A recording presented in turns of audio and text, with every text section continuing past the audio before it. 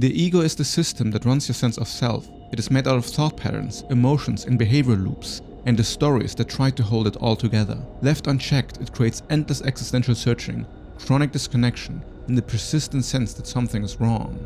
The goal of my videos is clarity, to see your identity and its contradictions for what they are, named precisely, to finally understand what it is that we're all running away from. All spiritual and philosophical seeking at the end of the day is about power and control.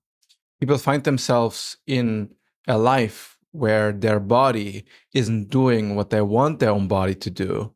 And then there's this feeling that there's something governing you that is not your mind. And it is the body controlling your own conscious experience. And then you're constantly fighting against your own body because you're not heading into the direction that you actually want to be headed in. This is the problem of the modern human, more so than it ever has been before, because the environment has been architected in order to take control away from you as much as possible through all the algorithms that are only getting better and better over time, and by hijacking how your brain functions. People have gained the ability to basically control you in ways you don't really fathom because you just run on impulses. But these impulses, they run you far beyond algorithms, like just these little habits that you have every day. If you smoke cigarettes, then this impulse to smoke a cigarette is like almost always there in the background of your mind. And these patterns and loops, when they are done without awareness, then there's absolutely no way to get out of them whatsoever. If you're not even aware that you're stuck in the loop, then the loop just keeps perpetuating. But the real suffering starts once you are aware that you are in a loop and want to escape it. Now you can see all the patterns in your life that are making your life more miserable, and you can see how you are enacting these patterns, but still follow suit. And then you have to wonder, what the hell is going on? I see something is destroying me. I don't like that I'm stuck in this loop. And I am aware of me grabbing for the thing that is getting me stuck in this loop. And then I'm doing it anyway. Now, this is where people usually look for Jesus. And it works, weirdly enough, doesn't it? Like if you find testimonials about people who have found their way out of alcoholism, found their way out of addiction, found their way out of bad habits, to say it mildly, it's usually some godly intervention that has shifted something for them. I'm not saying that this is always the case, but it is very common. And if you don't believe in God, then you must ask yourself, okay, let's assume God doesn't exist. Then still, what is the mechanism that allows you to be able to move yourself outside of the patterns that you're currently stuck in? And why does it correlate to finding the existence of a supreme being that connects with you?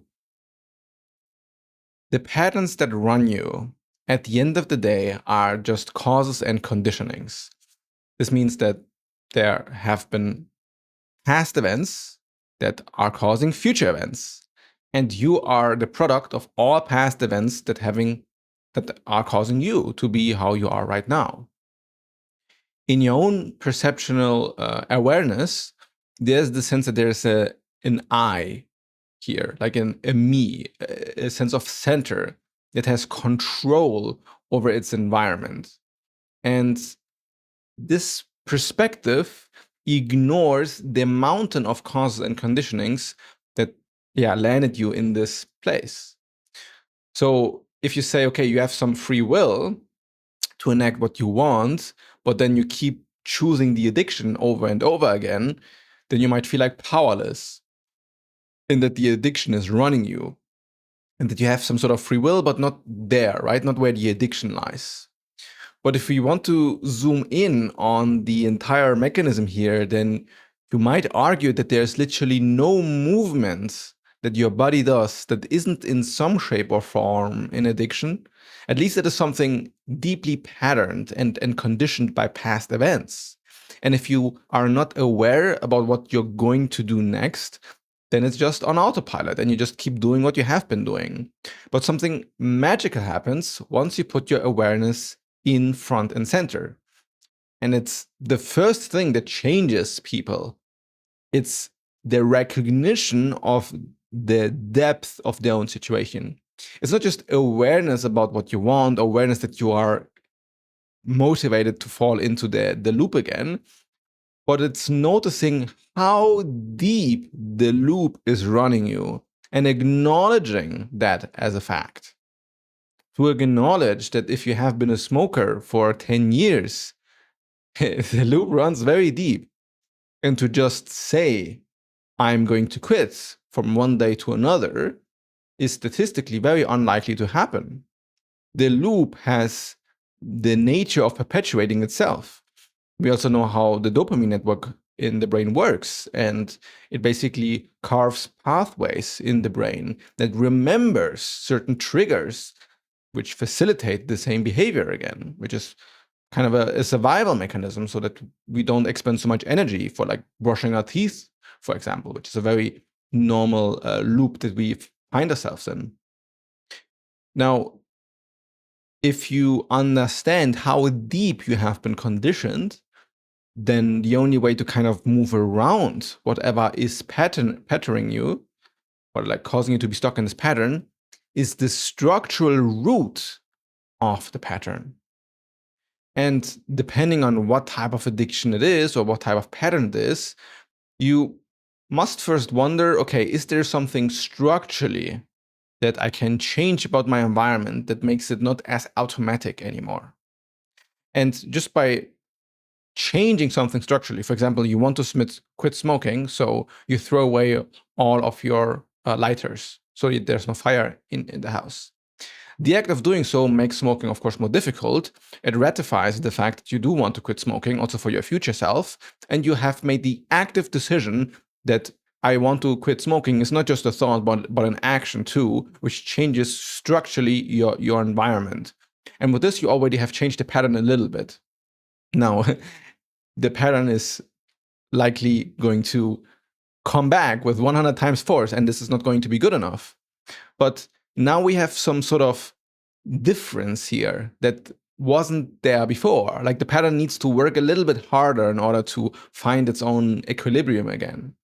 And then you might wonder, okay, so if I see that this pattern bothers me and I want to change it, and I have changed something structurally in order to like make the pattern shift, but then still again, there comes like a lapse of judgment and I'm finding myself addicted again or like smoking again. Smoking is, of course, just the go-to example right now. And then you're frustrated with yourself and you beat yourself up. And this is very, very normal for 99% of the human population, right? Like we put goals in our head, we don't accomplish them, and then we beat ourselves up. Now, the part that beats itself up is actually fuel to instantiate the pattern more strongly. There's an identity forming now of being a failure or having failed to overcome the pattern.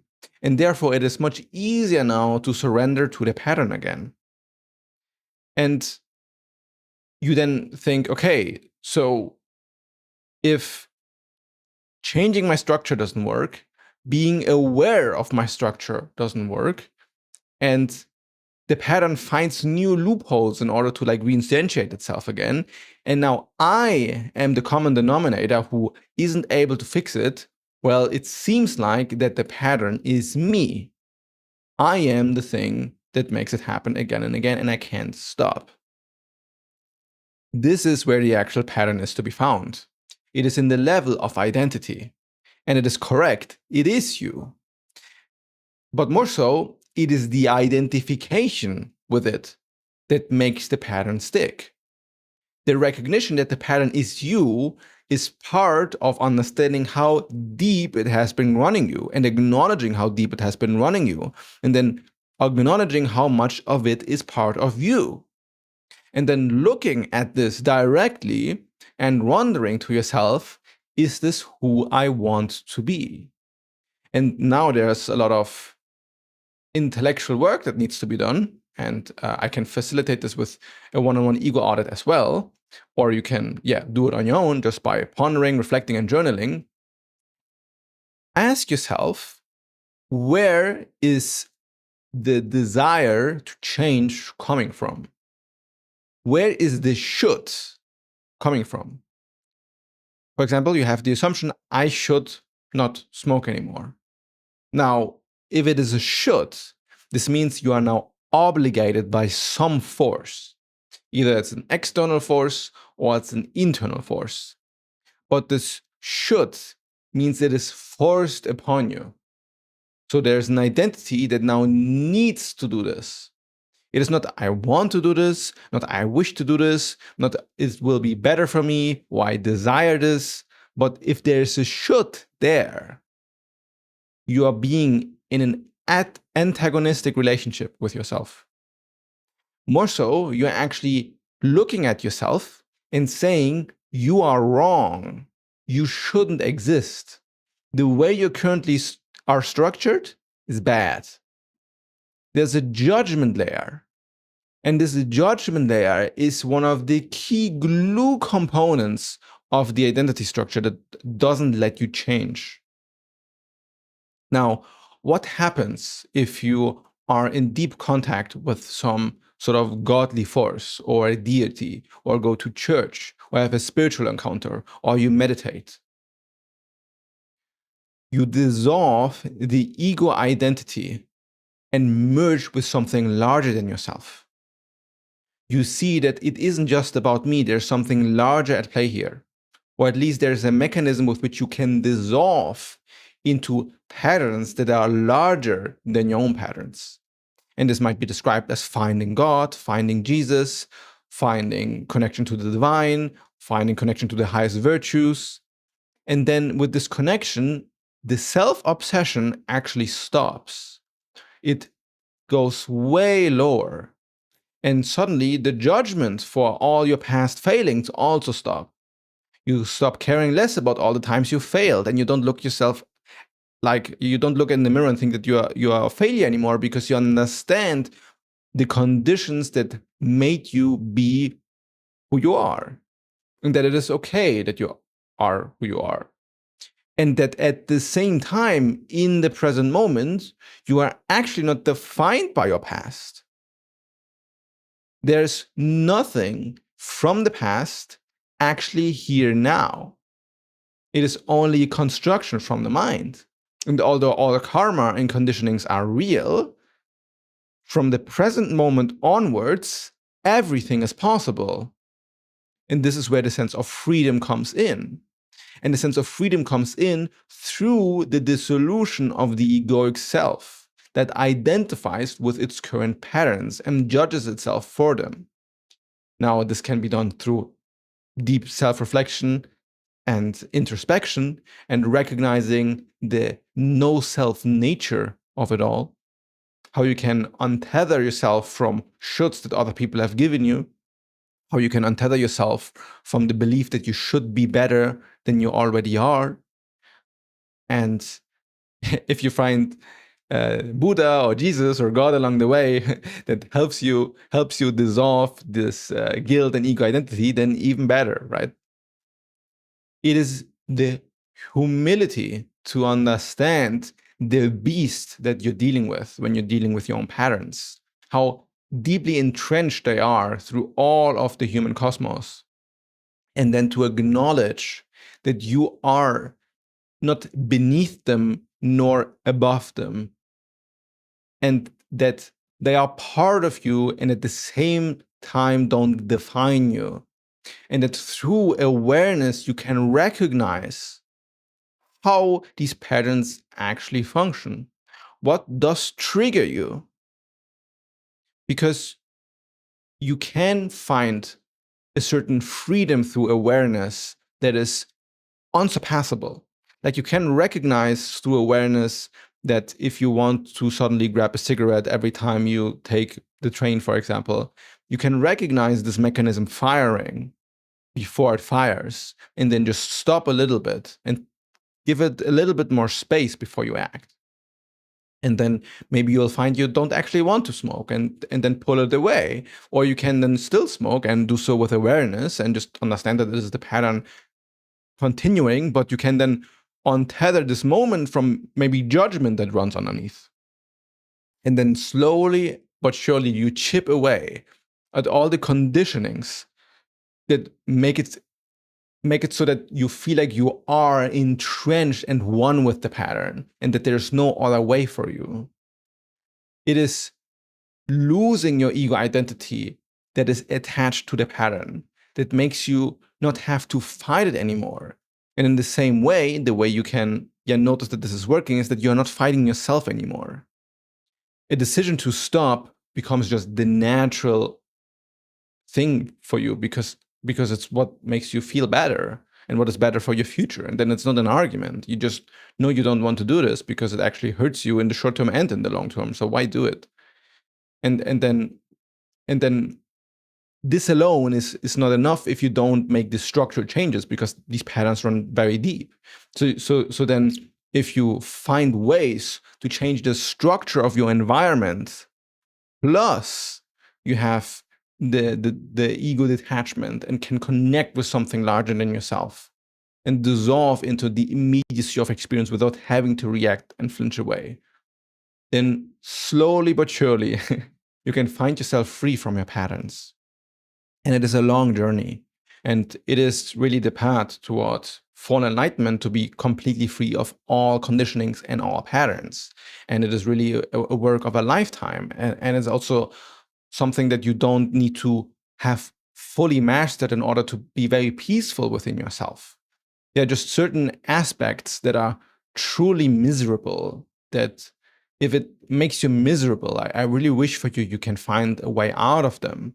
And there are some things that are maybe like bad habits or vices or clutches that at the end of the day, you might wonder if the shame you feel around them isn't worse than the actual habit itself, which I found is often the case for a lot of people, where they have like a bad habit and then they shame themselves so much that the shame that they inflict upon themselves is way worse than the actual habit themselves, or the habit itself.